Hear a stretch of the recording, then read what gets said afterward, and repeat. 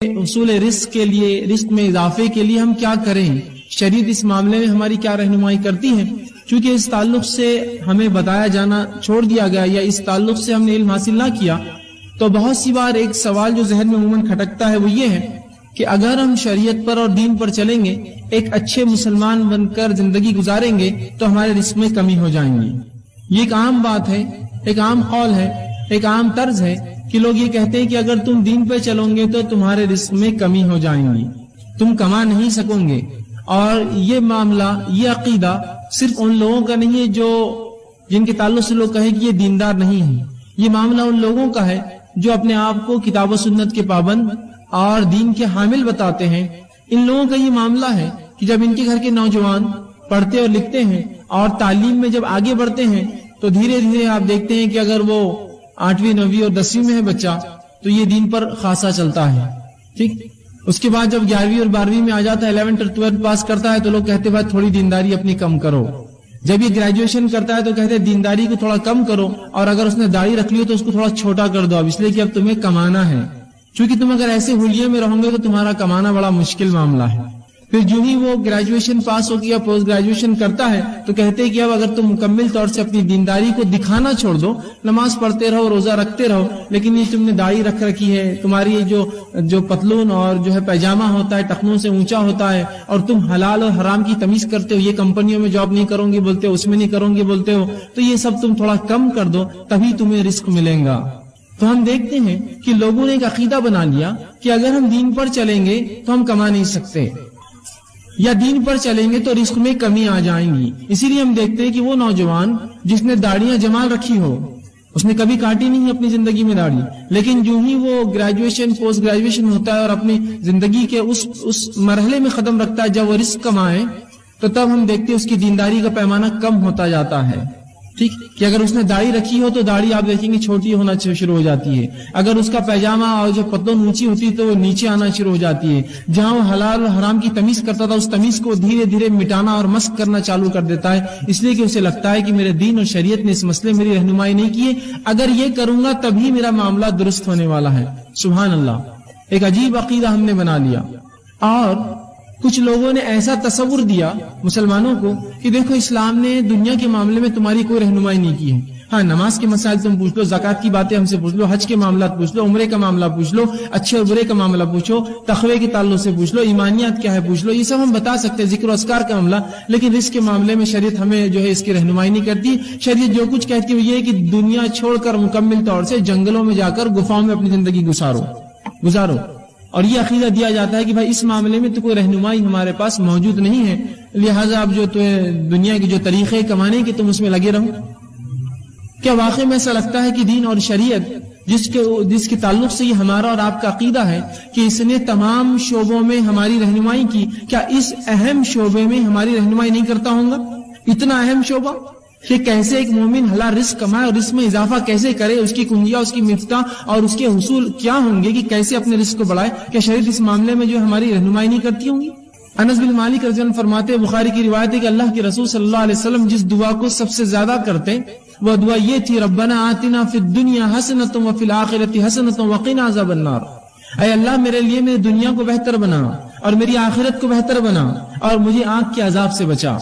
رسول اکرم صلی اللہ علیہ وسلم کی کثرت سے یہ دعا تھی، آپ صلی اللہ علیہ وسلم یہ دعا کثرت سے کرتے، اس لیے کہ اس میں دنیا اور آخرت دونوں شامل ہو گئی، اور یہ بات میں پہلے بتا چکا ہوں، شریعت اسلامیہ دین اور دنیا میں فرق نہیں کرتی ہے۔ جس نے یہ کہا کہ شریعت نے دین اور دنیا میں فرق کیا اس نے غلط کہا، اس نے شریعت کا صحیح جو ہے اس کی سمجھ نہیں پائی آج تک، اس لیے کہ شریعت جس چیز میں فرق کرتی ہے وہ دنیا اور آخرت میں فرق کرتی ہے۔ اگر میں یہ کہوں کہ میں اسلام پر چل رہا ہوں تو ظاہر سی بات ہے میں دنیا میں ہی اسلام پر چلوں گا، مرنے کے بعد کوئی اسلام نہیں ہے اور آخرت میں کوئی اسلام نہیں ہے، کوئی نماز روزہ زکوٰۃ حج کچھ عمل نہیں ہے، جو کچھ ہے دنیا میں ہے، تو دنیا میں رہتے ہوئے مجھے یہ کام کرنا ہے۔ تو لوگ کہتے ہیں دنیا کے تعلق سے تو شریعت نے کوئی رہنمائی نہیں کی، ہاں دین میں جو تم بہرحال کر سکتے ہو شریعت نے رہنمائی کر دی، مسائل ہے فلاں اور یہ چیز پہ عمل کر لو۔ اور پھر ایک نوجوان اپنے آپ میں پریشان ہونا شروع ہو جاتا ہے، کیا واقعی میں شریعت نے ایسا ہی کیا ہے؟ اور پھر وہ کیا کرتا ہے، دنیا کے معاملات میں شریعت کو چھوڑ دیتا ہے اور یہ سمجھتا ہے کہ جب جو فرائض کا معاملہ ہے، روزے، نماز، زکوٰۃ، حج، اس حد تک شریعت سے پوچھو، اور اس کے علاوہ جو معاملات ہے، کمانا، روزی اور اس طرح کی چیزیں، یہ بھائی میرا اپنا مسئلہ ہے، تو میں اس معاملے میں خود اپنی راہ اور راستہ طے کر لوں گا کہ مجھے کیا کرنا ہے۔ اور پھر جو بے راہ روی ہوتی ہے اور جو طریقے اپنائے جاتے ہیں، اور ایک نوجوان جس کی تربیت نیک اور صالح معاشرے میں ہوئی ہے، نمازی تھا، روزے رکھتا تھا اور ہر چیز کرتا، ذکر و اذکار کا تھا، اور لباس میں سنت کو اختیار کر رکھی تھی، چہرہ اس کا جو اس معاملے سے جو ہے وہ تھا، اور اس کے بعد آپ دیکھتے ہیں دھیرے دھیرے دھیرے دھیرے دھیرے مکمل طور سے ہر چیز کو چھوڑ کر پھر ایسا ہو جاتا ہے، کبھی اس کو پہچاننے میں ہمیں مسئلہ ہوتا ہے، کیا تم وہی ہو جو کالج لائف میں تھے؟ کیا تم وہی ہو جو اسکول میں ہم کو نمازوں کی طرف بلاتے تھے؟ کیا تم وہی ہو جو کالج میں حرام اور حلال کی باتیں کرتے تھے؟ آج تم ایسے کیوں ہو چکے ہو؟ تو کہتا ہے بھائی میرے دین نے مجھے اس معاملے میں کوئی رہنمائی نہیں کی، جہاں رزق کا معاملہ آیا تو مجھے یہ چیزیں اختیار کرنا پڑی۔ یاد رکھیے بڑی عجیب بات ہے۔ تو شریعت اسلامیہ نے ہماری ہر معاملے میں رہنمائی کی۔ یہ دین تو چاہتا ہے کہ پوری انسانیت اس دین پر چلے، اللہ تو چاہتا ہے کہ پورے انسان اس دین پر چلے، تو کیا دین کا دنیا میں رہنے کا ایک اہم حصہ یہ نہیں ہے کہ ہم حلال روزی کمائیں اور رزق میں اضافہ کریں اور اچھے سے اچھی نعمتیں جو اللہ نے مومنوں کے لیے حلال رکھی ہے اس کو استعمال کریں؟ یہ بھی یاد رکھیے، یہ بھی حصہ ہے اس کا۔ آئیے انشاءاللہ میں آج چند نکات آپ کے سامنے رکھوں گا جس میں ہم دیکھیں گے کہ شریعت نے کیسی اس معاملے میں ہماری رہنمائی کی کہ ہم جو ہے کس طرح سے اپنے رزق میں اضافہ کریں، اور اسی لیے اس عنوان کا جو ہم نے نام دیا رزق کی کنجیاں، کیونکہ اکثر نوجوان آتے ہیں اس تقاریر میں، کچھ لوگ نوجوان نہ بھی ہو تو بہرحال لوگ آتے ہیں، سنتے ہیں، اور ہر شخص ہم میں سے پریشان ہے رزق کے لیے کہ کیسے اپنے رزق میں اضافہ کروں، کیسے اپنے مال و دولت میں اضافہ کروں۔ اب یاد رکھیے رزق سے مراد صرف مال نہیں، یہ بات کی وضاحت پہلے ہی کر دوں۔ رزق سے مراد مال بھی ہو سکتا ہے، رزق سے مراد اچھی صحت بھی ہو سکتی ہے، رزق سے مراد اولاد بھی ہو سکتی ہے، رزق سے مراد ہر وہ نعمت جو اللہ نے دی ہے دنیا میں وہ تمام ہو سکتی ہے۔ گو اس کے اندر جو ہے مال ایک بڑا حصہ رکھتا ہے، لیکن صرف رزق یہ نہیں ہے، ورنہ آپ سمجھیں گے رزق سے مراد صرف جو میں مال کے بارے میں بات کروں، رزق سے مراد ہر وہ دنیا کی نعمت ہے جو انسان حاصل کر سکتا ہے۔ تو آئیے ہم دیکھتے ہیں شریعت اسلامیہ نے اس معاملے میں کیا رہنمائی کی ہے۔ ٹھیک، اب اللہ کے رسول صلی اللہ علیہ وسلم کی زندگی ہمارے اور آپ کے لیے نمونہ ہے، آئیڈیل ہے۔ شریعت اسلامیہ نے مانگنے کو پسند نہیں کیا، گدا گری، بھیک منگی اور ہاتھ پھیلانے کو پسند نہیں کیا۔ اللہ کے رسول فرماتے ہیں ید العلیٰ خیر من ید السفلی، اوپر والا ہاتھ نیچے والے ہاتھ سے افضل اور بہتر ہے۔ اسی طرح اللہ کے رسول صلی اللہ علیہ وسلم کے پاس ایک شخص آیا اور کہا اللہ کے رسول میں جو ہے بڑا پریشان ہوں، آپ میری کچھ مدد فرمائیے، کچھ مال و دولت دیجیے۔ اللہ کے رسول صلی اللہ علیہ وسلم نے کہا کہ یہ درست نہیں ہے، کیا تیرے پاس کچھ ہے؟ تو کہا ہاں اللہ کے رسول میرے پاس کچھ چیز گھر میں ہے۔ تو کہا اسے لے آ۔ وہ شخص فوراً گئے اور وہ چیز لا کر رسول اکرم صلی اللہ علیہ وسلم کو دے دی۔ آپ صلی اللہ علیہ وسلم نے وہ چیز لی اور اعلان کیا کون مجھ سے یہ چیز خریدیں گا؟ ایک صحابی نے کہا اللہ کے رسول میں اس سے آپ سے خریدوں گا، اور 2 درہم میں وہ چیز فروخت کر دی، کچھ اس کا زیرہ تھا ایک۔ جب رسول اللہ نے اس کو فروخت کر دیا، اس صحابی سے کہا جو مانگنے آئے تھے اب چلو میرے ساتھ۔ وہ صحابی رسول پیچھے پیچھے چلنے لگے۔ آپ ایک مقام پر گئے اور آپ نے ایک لکڑی خریدی اپنے ہاتھ سے، دوسری ایک دکان سے آپ نے جا کر ایک کلاہڑی کا اگلا حصہ جو ہوتا ہے وہ خریدا، اور اس لکڑی کے اندر اس کلاہڑی کا وہ حصہ اپنے ہاتھ سے پھنسایا اور کہا اب یہ لے جا، جنگل میں جا، درختوں کو کاٹ اور اس کو فروخت کر۔ تو شریعت اسلامیہ نے مانگنے کو پسند نہیں کیا، یاد رکھیے۔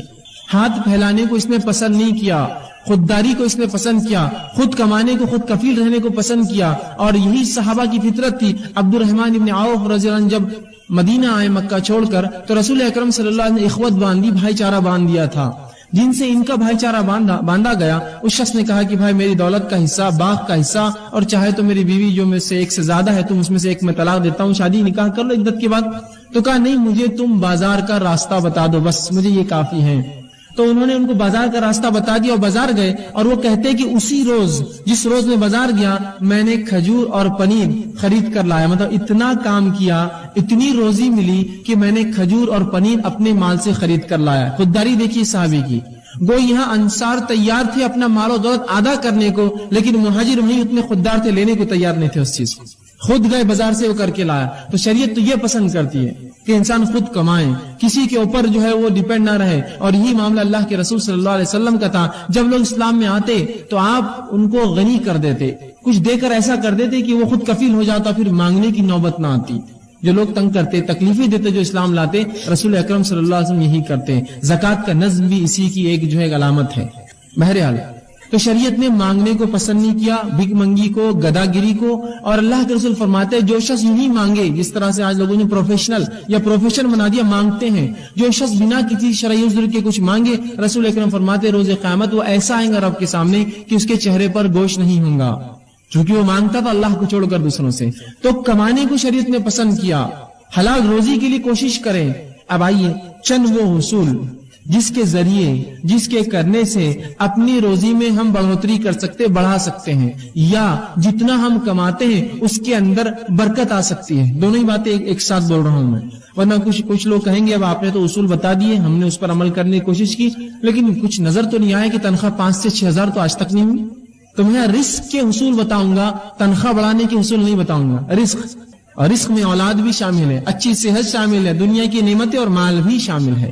تو رزق کے حصول کیسے ہم رزق کمائیں، اور ساتھ میں جتنا آپ کماتے ہوں گے اللہ اس میں برکت بھی دے گا۔ یہ بات آپ نے دیکھی ہوں گی، میں بھی دیکھ چکا ہوں کہ وہ کچھ لوگ ہوتے ہیں جن کی تنخواہیں بڑی کم ہوتی ہیں، لیکن اللہ ایسی برکت دیتا ہے ان کی تھوڑی سی کمائی میں کہ وہ خود بھی اپنا کر لیتے ہیں، لوگوں کو صدقہ اور خیرات بھی کرتے ہیں، پڑوسیوں کی مدد بھی کرتے ہیں، اللہ کے دین پر بھی خرچ کرتے ہیں، حالانکہ بہت قلیل تنخواہیں، بہت تھوڑی تھوڑی تنخواہیں ہوتی ہیں۔ یہ بات میں نے خود دیکھی ہے۔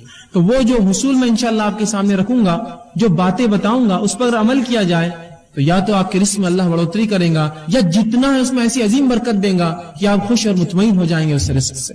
یہ بڑی اہم بات ہے۔ اب یقیناً ایک درس میں، ایک لیکچر میں مکمل پورے شرائط، پورے اصول بتانا میرے لیے ناممکن ہے، تو میں نے 10 کو چنا ہے، 10 ایسے اصول، ایسی باتیں، ایسی کنجیاں رزق کی جس کو اگر ان اصولوں کو مان لے، اس کے مطابق زندگی گزارے، اس پر عمل پیرا ہو اور دل میں یہ اعتماد اور توکل رکھے، بھروسہ رکھے کہ اللہ اس کے ذریعے دیں گا، تو انشاءاللہ العزیز ضرور ہمارے رزق میں جو ہے بڑھوتری ہوگی، اللہ اس میں ضرور برکت دینے والا ہے۔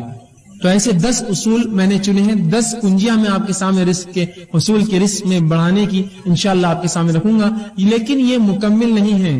یہ کئی باتیں جو کتاب و سنت نے بتائی ہے، ان میں سے چند میں آپ کے سامنے رکھنے کی کوشش کر رہا ہوں۔ آئیے اب کس طرح سے ہم اپنے رزق میں اضافہ کریں، اس کا پہلا اصول جو شریعت نے بتایا ہے، یقیناً اس کی ترتیب میری اپنی دی ہوئی ہے، اس کی ترتیب میری اپنی دی ہوئی ہے، لیکن باتیں اللہ کی کتاب، اس کے رسول کی سنت سے میں نے اہمیت کے اعتبار سے ان کو ترتیب دینا مناسب سمجھا۔ پہلی چیز جو ہم کریں گے جس سے ہمارے رزق میں بڑھوتری ہوگی، اضافہ ہوگا، فائدہ ہوگا، وہ سب سے پہلی چیز ہے توبہ اور استغفار۔ توبہ اور استغفار یہ سب سے پہلی چیز ہے رزق کے حصول میں، اس کی چابیوں میں، کہ اگر ہم چاہتے ہیں ہمارا رزق بڑھے، اس میں برکت آئے، مال و دولت اور بچے اولاد کے اندر اور ہماری دنیا کی نعمتوں میں اضافہ ہو، تو سب سے پہلا کام جو کرنا ہوگا توبہ اور استغفار۔ اب آئیے توبہ اور استغفار بولتے کس کو ہے وہ اگر جان لے تو زیادہ فائدہ ہوگا، ورنہ استغفر اللہ استغفر اللہ استغفر اللہ تو ہم کہہ رہے ہیں صبح اور شام، استغفر اللہ من کل ذنب واتوب الیہ، استغفر اللہ من کل ذنب واتوب، ہم بار بار پڑھ رہے ہیں، اس کا معنی کیا ہے؟ یہ اگر جان لیں گے تو انشاءاللہ زیادہ فائدہ ہوگا۔ ورنہ ہم لوگوں کو دیکھتے ہیں استغفر اللہ کے ورد سے ان کی زبانیں تھکتی نہیں ہیں، لیکن ان کے اعمال سے اور ان کے معاملات سے کچھ بھی ایسا نہیں دکھتا کہ یہ استغفر اللہ واقعی میں کرتے ہوں گے یا اس کا کچھ فائدہ ہی نہیں ہوا ہوگا۔ ہم لوگ یہ سمجھتے ہیں شریعت نے جو استغفر اللہ کہنے کا حکم دیا کہ اس کے پڑھنے سے گناہ معاف ہوتے ہیں، تو ہم کو لگا کہ یہ استغفار اس لیے پڑھا جائے کہ گناہ کرو، اس لیے تو معاف ہوتے ہیں، تو ہم گناہ کرتے ہیں اور پھر استغفار پڑھتے ہیں۔ استغفار تو اس لیے جو گناہ ہو جائے اس کی معافی ملتی ہے، تو ہم سمجھتے نہیں کرنے کے لیے پڑھنا ہے ہم کو، کہ اب جو ہو گئے کرو اور پڑھو اور کرو اور پڑھو، جو ہو جائے اس کے لیے ہے۔ اور استغفار صرف الفاظ نہیں ہے، اس سے انسان کے معاملات بھی چھلکے کہ واقعی میں یہ توبہ کر چکا ہے، توبہ کرتا ہے، اس سے اس کے اعمال میں لگے کہ واقعی میں اس نے اپنی زندگی کی روش بدل دی، استغفار کرتا ہے۔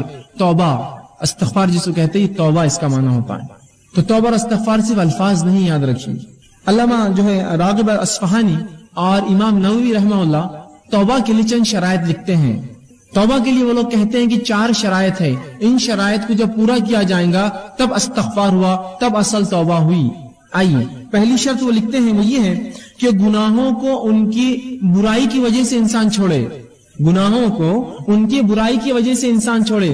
اس لیے گناہ نہ چھوڑے کہ اب بچیاں بڑی ہوگی، شادی کا مسئلہ آئیں گا، اگر باپ گناہ گار رہیں گے تو بچوں کو نکاح کے پیغام نہیں آئیں گے، نہیں، اس لیے نہ چھوڑے۔ گناہوں کو ان کی برائی کی وجہ سے انسان چھوڑے، اس سے استغفار اور اس سے توبہ کرے۔ یہ نہیں کہ اب تو مجبوری ہے کیا مجھے گناہ چھوڑنا ہے تو گناہوں کو ان کی برائی کی وجہ سے ترک کرے، اور پہلی شرط اپنی غلطی پر نادم ہو. گناہوں کو چھوڑنے کا ارادہ کیا، ان کی برائی کی وجہ سے اپنے گناہوں پر نادم ہوا کہ مجھ سے یہ گناہ ہوا. دوسرا وہ لکھتے ہیں آئندہ نہ کرنے کا عزم کیا، اب انشاءاللہ آئندہ میں وہ گناہ نہیں کروں گا. تیسری شرط اگر بندوں کا معاملہ تھا تو وہ لے جا کر اس معاملے کو واپس کر دے. بندوں کا آپس میں کچھ ہوا، مال لے لیا تھا، جائیداد لے لی تھی، زمین لے لی تھی، کچھ ایسا کام کیا تھا جو بندوں کا معاملہ تھا، اس معاملے کو جتنا ہو سکے لوٹا دے اس بندے کو جا کر. اور چوتھا وہ کہتے ہیں، بلکہ پہلی شرط وہی تو میں نے پہلے آپ سے کہی کہ گناہوں کو ان کی معصیت کی وجہ سے چھوڑے، دوسرا گناہوں پر نادم ہو، تیسرا جو ہے گناہوں کو جو ہے پھر دوبارہ نہ کرنے کا عزم کرے، اور چوتھا اگر حقوق العباد بندوں کا معاملہ ہو تو اس معاملے کو اس چیز کو واپس لوٹا دے. یہ ہے استغفار، یہ ہے توبہ. تو اب توبہ کو یہ مت سمجھیے، کچھ لوگوں کو تو یہ بھی نہیں پتا توبہ ہوتی کیا ہے. وہ سمجھتے ہیں کہ نماز پڑھ لو، پھر نماز کے بعد ادھر ادھر دیکھو کوئی دیکھ رہا تو نہیں ہے آپ کو، اور اگر نہ دیکھ رہا تو جلدی سے دونوں ہاتھ لیتے ہیں اور گالوں کو دونوں طرف یوں کچھ تو بھی کرتے رہتے توبہ توبہ توبہ. یہ توبہ نہیں ہے. یہ تو بچوں کو نصیحت کے لیے سکھایا جاتا ہے کہ آئندہ ایسی غلطی نہ کرے، چلو توبہ کرو.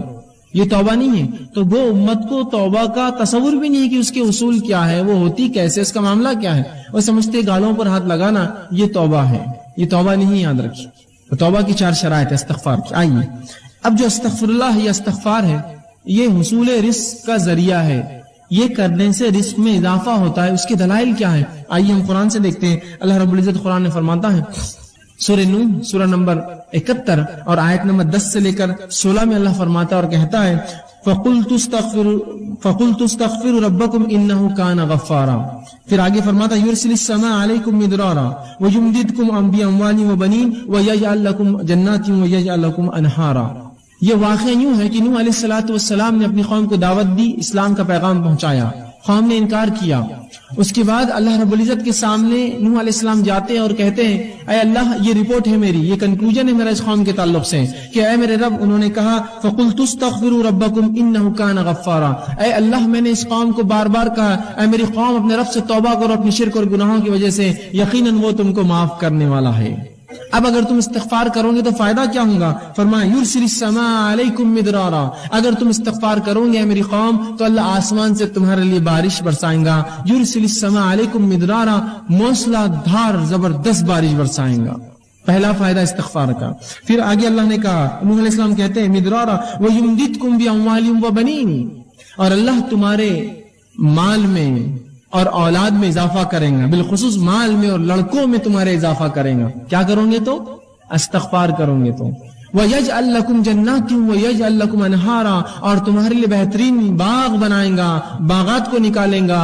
وَيَجْعَلْ لَكُمْ أَنْهَارًا، اور تمہارے لیے بہترین نہریں نکالیں گا. اگر کیا کرو گے تو؟ استغفار. اے میری قوم اگر تم یہ کر لو تو آسمان سے بارش پاؤں گے، مال میں اضافہ پاؤں گے، اولاد اور لڑکوں میں اضافہ پاؤں گے، اور تمہیں بہترین باغ اللہ دے گا، اچھی نعمتیں دے گا، اور جو ہے تمہارے لیے جو ہے نہریں نکالیں گا ان باغوں میں. استغفار کی دیکھیے نوح علیہ السلام نے اپنی قوم کو کیا فائدے بتائے. یہاں کا پورے رزق میں جو چیزیں آتی ہے، بارش کا برسنا ایک بنیادی اصول ہے رزق کے لیے. آج بھی اگر انسان ٹیکنالوجی میں اور کسی بھی چیز میں جتنی ہی آگے بڑھ چکی ہو، لیکن آج بھی آسمان کی طرف نگاہ سب کی ہوتی ہے.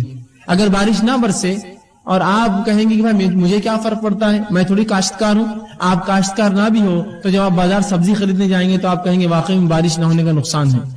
تو رزق بڑھاتا ہے اللہ رب العزت انسانیت کے لیے، توبہ اگر قوم کرے تو. یہاں اللہ رب العزت دیکھیے کہ فرما رہا ہے کہ اگر توبہ کرو تو بارش برسائیں گا، اور اس کے بعد فرمایا کہ وہ تم کو مال میں اور اولاد میں اضافہ دیں گا. تو اگر اصول رزق، اگر ہم مال میں بڑھوتری چاہتے ہیں، اولاد میں اضافہ چاہتے ہیں، استغفار کریں. حسن بصری رحمہ اللہ یہ کبار تابعین میں سے ہے. ان کے پاس ایک شخص آیا اور کہا حسن ہمارے علاقے میں قحط سالی ہے، میں کیا کروں؟ تو کہا استغفار کر، توبہ کر. دوسرا ایک شخص آیا کہا اے حسن مجھے رزق میں تنگی ہے، مال میں تنگی ہے، کیا کروں؟ تو کہا جا استغفار کر.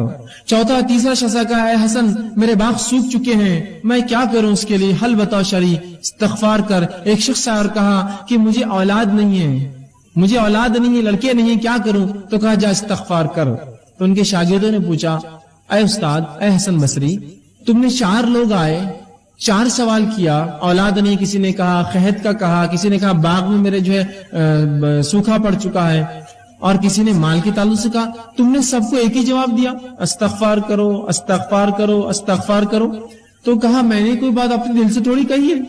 اور فوراً انہوں نے قرآن کی اس آیت کو تلاوت کی، قُلْتُ اسْتَغْفِرُوا رَبَّكُمْ إِنَّهُ كَانَ غَفَّارًا يُرْسِلِ السَّمَاءَ عَلَيْكُمْ مِدْرَارًا، کہ تم اے میری قوم تم اللہ سے توبہ کرو استغفار کرو وہ تم پر موسلادھار بارش دیں گا. تو اگر ہم بارش چاہتے ہیں استغفار کریں گے، ہم مال چاہتے ہیں استغفار کریں گے، اولاد چاہتے ہیں استغفار کرے جو بے اولاد ہے، اور اگر جنت یا اس کا باغ سوکھ رہا ہے، اگر اسے مال نہیں آتا جبکہ آس پاس آتا ہے، استغفار کرے. تو یہاں حصول رزق کے لیے، رزق میں بڑھوتری کے لیے، اولاد میں بڑھوتری کے لیے، بارش کے ہونے کے لیے، اپنے باغ اور اپنی تجارت میں فائدے کے لیے استغفار رسول بتایا گیا ہے. توبہ کرو اپنے رب سے، توبہ کی چاروں شرائط کے ساتھ. نہیں تو میں استغفر اللہ استغفر اللہ استغفر اللہ تو کر رہا ہوں، لیکن انہی استغفر اللہ کے دوران میں گناہ کرتا ہوں. استغفر اللہ کی تسبیح چل رہی، کسی کا فون آیا جھوٹ بول دیا. کہاں آپ نے توبہ کی اپنے رب سے؟ استغفر اللہ تو میں پڑھ رہا ہوں، لوگوں کو دھوکہ دے رہا ہوں. کہاں آپ نے استغفر اللہ کیا؟ آپ نے معنی ہی نہیں سمجھا آپ نے اس کا. تو صحیح معنوں میں اگر استغفر اللہ ہم کریں گے تو اس کا فائدہ انشاءاللہ عزیز ہمیں زبردست ہوگا. مال میں اضافہ، اولاد میں اضافہ، کھیتی باڑی میں ہمارے اضافہ، تجارت میں اضافہ، بہت اس کے فائدے اللہ بارش دیں گا. آئیے اللہ کے رسول صلی اللہ علیہ وسلم فرماتے ہیں، مسند احمد اور ابو داؤد کی روایت ہے، عبداللہ ابن عباس رضی اللہ عنہ اس حدیث کے راوی، اور وہ کہتے ہیں اللہ کے رسول صلی اللہ علیہ وسلم فرمایا، تم جس نے کثرت سے اپنے گناہوں کی توبہ کی، جس نے کثرت سے استغفار کیا، اے اللہ مجھ سے گناہ ہو رہے مجھے معاف کر، کثرت سے. اور اللہ کے رسول دن میں سے 70 سے زائد مرتبہ توبہ اور استغفار کرتے. ایک روایت میں 100 سے زائد مرتبہ. نبی اکرم صلی اللہ علیہ وسلم گناہ نہیں کرتے تھے. یہ قوم کو تعلیم تھی کہ جب تمہارا نبی معصوم ہونے کے بعد اتنا استغفار کرتا ہے تم اس سے زیادہ کرو. تو توبہ اور استغفار کر دے اللہ کے رسول. تو کہا کہ جو کثرت سے اللہ سے اپنے گناہوں کی توبہ کرے، استغفار کرے، پہلا فائدہ اللہ اس کو ہر غم سے نجات دیں گا. اللہ اس کو ہر غم سے، کس کو آج غم نہیں اور پریشانی نہیں، غم اور پریشانی سے نجات چاہیے، استغفار کرے. دوسرا فرماتے ہیں ہر مشکل سے باہر نکال دیں گا اسے. توبہ کی فائدے تو دیکھیے آپ، ہم تو رزق کے اصول دیکھ رہے ہیں لیکن فائدے دیکھیے، غم سے نکال دیں گا، مشکلات کو دور کر دیں گا اور اس کو باہر نکال دیں گا. تیسرا فرمایا وہاں سے رزق دیں گا جہاں سے سوچا بھی نہیں ہوگا، اس کے گمان بھی نہیں ہوگا مجھے رزق ملے گا، اور رب اس کو وہاں سے رزق اٹھا کر دے دیں گا. کس وجہ سے؟ توبہ کرے کثرت سے اپنے گناہوں کے لیے، ان کے شرائط کے ساتھ. تو وہاں سے اللہ رزق دیں گا اس شخص کو جہاں سے اس نے گمان بھی نہ کیا. کون؟ جو کثرت سے استغفار کرے، توبہ کرے اپنے گناہوں کے تعلق سے. یہ تھا پہلا اصول، پہلی شرط. آئیے دوسرا اصول کیا ہوگا؟ دوسری چیز جو کتاب و سنت میں ہم پاتے ہیں جس کے تعلق سے بکثرت روایتیں آتی ہیں، جس کے کرنے سے رزق میں اضافہ ہوتا ہے، اللہ کا تقوی. اب جو میں آگے بڑھتا جاؤں گا آپ یہ مت سوچئے یار یہ تو اپنے سے ہونے والا نہیں ہے، یہ تو ہونے والا نہیں ہے، اس سے ہٹ کر کچھ بتاؤ. ایسے آدمی کی مثال تو وہ ہے کہ اس کو ایک مرض اور بیماری ہے، بیماری کا علاج ڈاکٹر دیتا ہے، وہ کہتا ہے یہ دوا تو مجھ سے نہیں کھا جائیں، کچھ اور بتاؤ. تو وہ کہے جاؤ پھر مر جاؤ، اس کے علاوہ کوئی حل نہیں تمہارے لیے. شریعت جو حل دے رہی وہ یہ ہے. اب آپ بولیں گے میرے کو تقویٰ نہیں جمے گا، میرے سے استغفار تو ہونے والا ہے نہیں، تو پھر یاد رکھیے آپ اپنے ہاتھوں سے اپنی جان لے رہے تو میں اس معاملے میں کیا کروں، کہاں سے ہم اللہ ہے. ٹھیک ہے، تو یہ بات بڑی اہم ہے. آپ اس کو پکڑ لے، شریعت کے پاس حل ہے. اگر آپ نہ لینا چاہیں یہ آپ کی مرضی ہے، شریعت نے حل دے دیا. اب آپ ان کو چھوڑ کر 1000 جگہ سر پٹکیے، یاد رکھیے واپس لوٹ کر یہی آنا پڑے گا. حصول یہی ہے. نہیں میں کیا کروں گا، فلاں کر لوں گا، بینک سے کر لوں گا. یہاں آپ کچھ کر لیجئے، اگر یہ نہ کیا آپ سب کچھ کر لیجئے، اس کے بعد آ کر یہی ٹکنا پڑے گا اور پچھتا کر سر نیچے رکھ کر یہی سوچنا پڑے گا اب میں کیا کروں، میرے رب نے میرے لیے کیا احکامات دیے. تو اگر یہ ہم اپنی زندگیوں میں لا لے تو بڑا فائدہ ہوگا. استغفار کو مشکل چیز نہیں یاد رکھیے. اس کے لیے کوئی آپ کو گھر باہر چھوڑ کر رات میں 3 بجے 2 بجے اٹھ کر نہیں جانا ہے. چلتے پھرتے اٹھتے بیٹھتے اللہ گناہ ہو گیا بس اب توبہ، میں اب نہیں کرنے کو، استغفر اللہ مجھ سے گناہ ہو گیا میں نہیں کروں گا. اللہ کم از کم کچھ نہ ہو سکے تو نمازوں کے بعد فرض 3 مرتبہ رسول اللہ زور اللہ اکبر ایک بار کہتے اور کہتے استغفر اللہ استغفر اللہ، اتنا تو کہہ سکتے ہیں. 15 بار تو یہی ہو جائیں گا 5 نمازوں کے بعد. رسول اللہ 70 یا ایک روایت میں 100 سے زیادہ بار یہ پڑھتے تھے. کوشش کیجیے. دوسرا اصول تقوی اختیار کریں. اب تقوی کیا ہے؟ تقوی اللہ کا ڈر ہے. تقوی کیا ہے؟ تقوی اللہ کا پاس و لحاظ ہے. پاس و لحاظ سمجھتے ہیں آپ؟ اگر ایک بوڑھا انسان آپ کے سامنے آ کر کھڑا ہو جائے اور آپ کرسی پہ بیٹھے ہیں تو آپ اس کا پاس و لحاظ کرتے ہیں، خود اٹھ جاتے ہیں، جناب آپ بیٹھ جائیں. اس کو کہتے ہیں تقوی. پاس و لحاظ رکھنا، اللہ کا ڈر، اللہ کا پاس و لحاظ.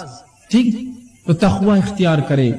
تقوی کے معنی کے تعلق سے کئی باتیں آتی. امام نووی رحمہ اللہ لکھتے ہیں تقوی کے تعلق سے کہتے ہیں اللہ تعالیٰ کے احکامات پر عمل کرنا، جن باتوں سے اس نے روکا ان باتوں سے رک جانا، اور ہر وہ کام جس سے اللہ کی ناراضگی یا عذاب آتا ہے ان سے بچنا، یہ تقویٰ ہے۔ تقویٰ کیا ہے؟ ہر وہ کام جو اللہ نے حکم دیا اس کا کرنا، ہر وہ کام جس سے روکا اس سے رکنا، اور اس کے علاوہ جن تمام کاموں کے کرنے سے اللہ کی ناراضگی ملتی ہے، عذاب ملتا ہے، ان کاموں سے رکنا، اس کو تقویٰ کہتے ہیں عربی میں۔ تو ہم اب جو اللہ نے کہا وہ کرے، جس سے روکا اس سے رکے، اور ہم ہر وہ کام جس سے عذاب ملتا ہے اس سے اجتناب کرے، یہ تقویٰ ہے۔ تو ہم تقویٰ اختیار کریں۔ دوسرا اصول یاد رکھیے۔ آئیے تقوی کے تعلق سے کہ رزق کا حصول ہے، رزق اس سے بڑھتا ہے، مختلف مقامات پر قرآن حدیث میں اس کے حوالے ملیں گے۔ میں چند حوالے آپ کے سامنے رکھتا ہوں۔ اللہ رب العزت سورۃ طلاق سورہ نمبر 65 اس کی آیت نمبر 2 اور 3 میں کہتا ہے وَمَن يَتَّقِ اللَّهَ يَجْعَل لَّهُ مَخْرَجًا وَيَرْزُقْهُ مِنْ حَيْثُ لَا يَحْتَسِبُ۔ کیا فرما رہا دیکھیے، وَمَن يَتَّقِ اللَّهَ، جو اللہ کا ڈر اور پاس و لیاز اختیار کرے، يَجْعَل لَّهُ مَخْرَجًا، اللہ اس کو ہر غم سے باہر نکال دے گا اور اس کو وہاں سے روزی دے گا جہاں سے اس نے کبھی گمان بھی نہیں کیا ہوگا۔ کیا فرمایا؟ وَمَن يَتَّقِ اللَّهَ يَجْعَل لَّهُ مَخْرَجًا، جو اللہ پر جو ہے اس کا تقوی اختیار کرے گا، اللہ اس کو ہر غم سے نجات دے گا اور وہاں سے روزی دے گا جہاں سے اس نے سوچا بھی نہ ہوگا، گمان بھی نہیں کیا ہوگا، اس کی عقلیں گئی بھی نہیں ہوں گی وہاں تک۔ صرف ایک عمل کیجئے، تقوی اختیار کیجئے، زبردست عظیم فائدے کہ وہاں سے رزق دیں گا جہاں سے سوچا نہ ہوگا اور ہر غم سے اس کو نجات دیں گا۔ اس آیت کے تعلق سے یجعل لہ مخرجا کے تعلق سے عبداللہ بن عباس رضی اللہ عنہ فرماتے ہیں، اس کی تفسیر میں کہتے ہیں اس کو دنیا اور آخرت کے ہر غم سے باہر نکالیں گا، یجعل لہ مخرجا کے تعلق سے۔ اور اسی آیت کے جملے کی تفسیر میں عبداللہ ابن مسعود رضی اللہ عنہ فرماتے ہیں اور کہتے ہیں ان اکبر آیات من قرآن فرجا، غموں کو، مصیبتوں کو اور پریشانیوں کو دور کرنے والی قرآن کی سب سے عظیم آیت ہے۔ جو شخص اللہ کا تقوی ڈر اختیار کرے، اللہ کیا کرتا ہے اس کے لیے؟ یجعل لہ مخرجا، ہر غم سے نکلنا، ہر مشکل سے نکلنا آسان کرتا ہے اور وہاں سے روزی دیتا ہے جہاں سے اس نے گمان بھی نہیں کیا تھا۔ تقوی اختیار کیجیے، اللہ کا عظیم فائدے اس دنیا میں اٹھائیے، عظیم فائدے، ہر غم سے نجات اور رزق میں اضافہ۔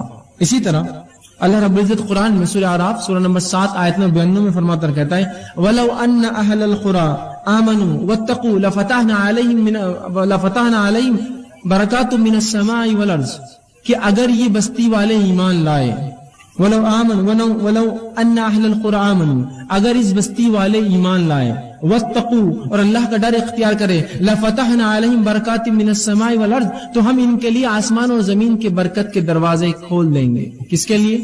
جو ایمان لائے اور اللہ کا ڈر اختیار کرے، اللہ آسمان اور زمین کے دروازے اس کے لیے رزق کے کھول دیں گا، برکت کے دروازے کھل جائیں گے اس کے لیے جو اللہ کا تقوی اور ڈر اختیار کرے۔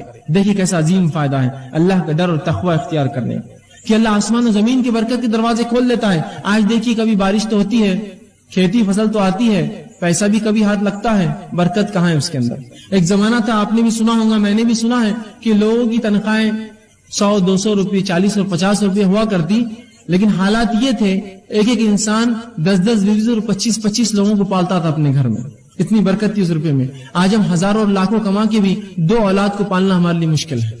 یہ تو برکت چھین گئی زمین آسمان ہم جو دیتی تھی، ہم جو فائدے تھے، اس لیے کہ ہم نے ایمان لا کر اللہ کا ڈر دل میں رکھا، صرف ایمان نام کو لایا مسلمان ہے۔ اگر ڈر رکھتے تو اللہ آسمان و زمین کی برکت کے دروازے اس بستی والوں پر، ایمان والوں پر کھول دیتا، اور یہ توحید کی برکت ہے، یاد رکھیے۔ اور جس قوم نے توحید کو اپنایا، اللہ نے اس کے لیے زمین و آسمان کے دروازے برکت کے کھول دیے۔ اس کے نمونے آپ دیکھ سکتے ہیں ان قوموں کے تعلق سے جو قومیں کسی زمانے تک پستی میں رہی اور اس کے بعد اللہ رب العزت کو ڈر اختیار کیا اور توحید پر آئی، اللہ رب العزت نے زمینوں کے نیچے سے خزانے ان کے لیے کھول دیے۔ جب انہوں نے اللہ کا ڈر اور تقوی اختیار کیا اور توحید پر اڑ گئے تو اللہ نے ایسی جگہ سے روزی دی جہاں سے گمان بھی نہ کی ہوں گی۔ کس نے گمان کیا تھا؟ ان علاقوں کو جن کو بنجر زمین اور چٹیل ریگستان مانا جاتا تھا کہ اس کی زمین کے نیچے سے سونا اگلیں گی وہ زمینیں اور پیٹرول کی شکل میں مادے نکل رہے ہیں۔ آج دنیا اس کا فائدہ اٹھا رہی ہے، وہ ممالک اس کا فائدہ اٹھا رہے۔ کبھی کیا گمان میں کیا ہوں گا ان ممالک نے کہ زمین کے نیچے اللہ نے ان کے لیے ایسے رزق رکھے؟ تو توحید کی برکت ہے، یاد رکھیے۔ جو قوم توحید پر آ جائیں گی اللہ آسمان و زمین کے دروازے کھول دیں گا، وہاں کھول دیے ان کے لیے۔ یہ فائدہ ہوتا ہے بستی والوں کو کہ اگر وہ ایمان لائے، جیسا حق ہے، تقوی اختیار کرے اللہ کا، تو ایسی جگہ سے رزق دیتا ہے گمان نہ کیا ہوں گا اور آسمان زمین کے برکت کے دروازے ان کے لیے کھول دیتا ہے۔ تو یہ بڑی اہم چیز ہے، یاد رکھیں اللہ کا ڈر اور تقوی اختیار کریں۔ اسی طرح عبداللہ ابن عباس رضی اللہ عنہ فرماتے ہیں اور کہتے ہیں اس آیت کے تعلق سے اس کی تفسیر میں کہتے ہیں لَوَسَّعْنَا عَلَيْهِمُ الْخَيْرَ وَيَسَّرْنَاهُ لَهُم مِّن كُلِّ جَانِبٍ کہ اس آیت کے تحت جو بات سمجھ میں آتی وہ یہ ہے کہ ہم ان کے لیے خیر کو عام کر دیتے ہیں. زمین آسمان اور زمین کی جو برکت کے دروازے کھول دیے جاتے ہیں، اس کا معنی وہ کہتے ہیں عبداللہ بن عباس رضی اللہ عنہ کہ اس کا معنی یہ ہے کہ اللہ ان کے لیے جو ہے ہر جانب خیر عام کر دیتا ہے اور اس کو حاصل کرنا ان کے لیے آسان کر دیتا ہے. خیر کو اللہ عام کر دیتا ہے ایسی قوم کے لیے اور حاصل کرنا اس سے زیادہ اس کو آسان کر دیتا ہے. کبھی خیر تو عام ہوتا ہے لیکن حاصل نہیں کر پاتے ہم اس سے، تو خیر کو عام کرتا ہے اللہ اور اس کو حاصل کرنا آسان کرتا ہے. تو دیکھیے اللہ کا ڈر اختیار کرنے کا فائدہ کیا ہے. زمین و آسمان کی برکتیں اور ساتھ میں ایسی جگہ سے روزی اور رزق جہاں سے گمان نہ کیا. آئیے اسی طرح جو ہے تیسرا اصول تقوی کے بعد جو تیسری چیز اپنی زندگی میں ہم لائیں گے جس سے ہم کو یہ فائدہ ہوگا کہ ہم رزق کی کنجا حصول رزق کے لیے جو رزق میں بڑھوتری زیادہ کرنے کے لیے جو ہم کریں گے وہ یہ ہے اللہ تعالیٰ پر توکل، بھروسہ، اعتماد.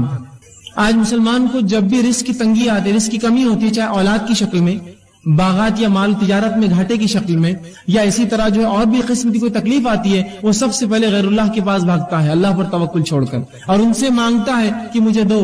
کہاں سے ملیں گے پھر آپ کو رزق میں اضافہ؟ اللہ سے آپ مانگے، اس پہ کامل توکل اور بھروسہ کریں. اور اس کے تعلق سے توکل کسے کہتے ہیں یاد رکھ لیجئے. امام غزالی رحمہ اللہ کہتے ہیں توکل کے تعلق سے اپنی کتاب احیاء علوم الدین کے اندر وہ لکھتے ہیں اور کہتے ہیں توکل یہ ہے کہ دل کا اعتماد صرف اسی پر ہو جس پر بھروسہ کیا گیا ہو.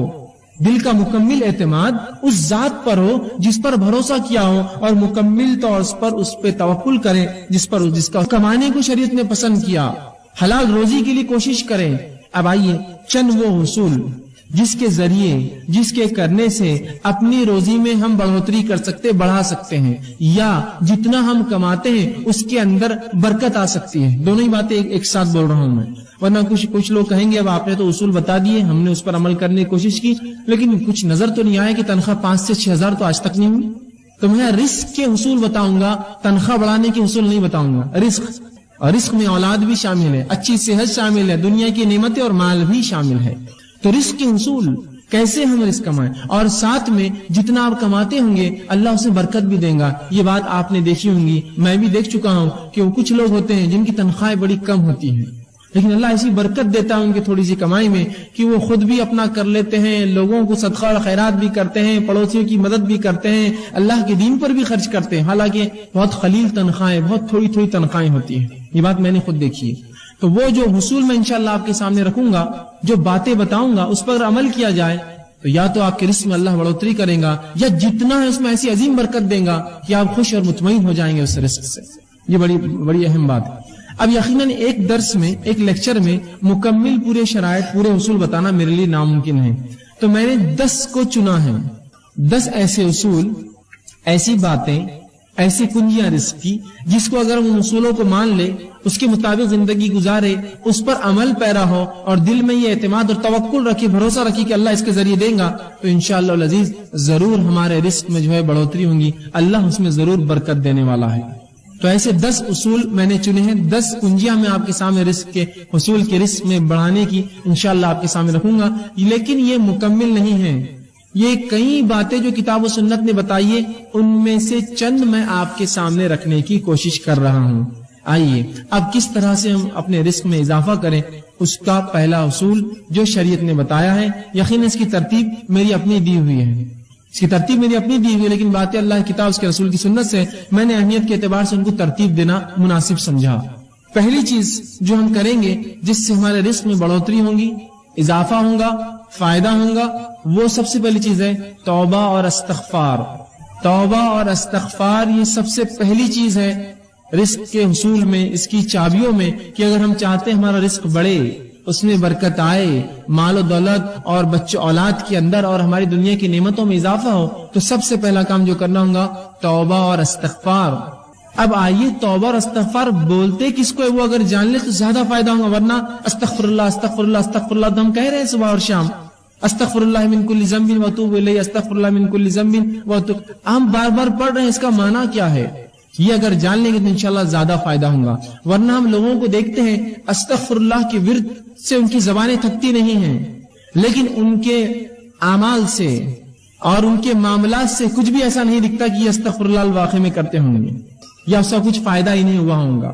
ہم لوگ یہ سمجھتے ہیں شریعت نے جو استغفر اللہ کہنے کا حکم دیا کہ اس کے پڑھنے سے گناہ معاف ہوتے ہیں، تو ہم کو لگا کہ یہ استغفار اس لیے پڑھا جائے کہ گناہ کرو، اس لیے تو معاف ہوتے ہیں، تو ہم گناہ کرتے ہیں اور پھر استغفار پڑھتے ہیں۔ استغفار تو اس لیے جو گناہ ہو جائے اس کی معافی ملتی ہے، تو ہم سمجھتے نہیں کرنے کے لیے پڑھنا ہے ہم کو، کہ اب جو ہو گئے کرو اور پڑھو اور کرو اور پڑھو، جو ہو جائے اس کے لیے ہے۔